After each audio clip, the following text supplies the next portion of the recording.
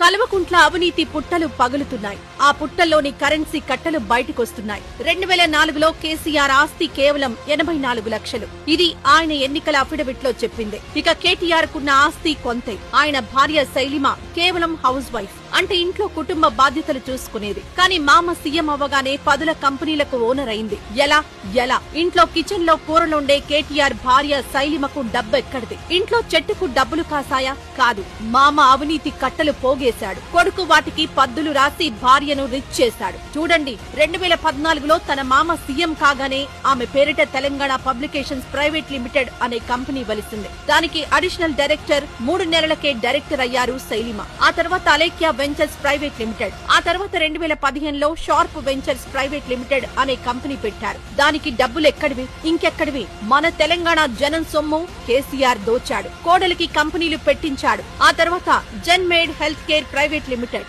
దానికి కూడా ఆమెనే డైరెక్టర్. 2018లో సద్గురు సాఫ్ట్వేర్ సొల్యూషన్స్, ఈ కంపెనీకి శైలిమ డెసిగ్నేటెడ్ పార్ట్నర్. 2019లో పుట్టిన మరో Shailima company Aarush breeding forms, దీనికి ఆమె పార్ట్నర్. మామ దోచుడు, కోడలు కంపెనీలు బెట్టుడు. 2021లో అథోమ్ హాస్పిటాలిటీ సర్వీసెస్ ప్రైవేట్ లిమిటెడ్, ఈ కంపెనీ డైరెక్టర్ కూడా శైలిమనే. కోడలకు ఇంత డబ్బెక్కడిది? మామ దోచిపెట్టిందే కదా. ఒక్కటా రెండా? ఇంట్లో వంట చేసే శైలిమ కోటీశ్వరురాలు ఎలా అయింది? తెలంగాణ సొమ్ము శాంతం నాకి కంపెనీలు పెట్టారు. డబ్బు దోచారు, అవినీతి చేశారు, లంచాలు తిన్నారు.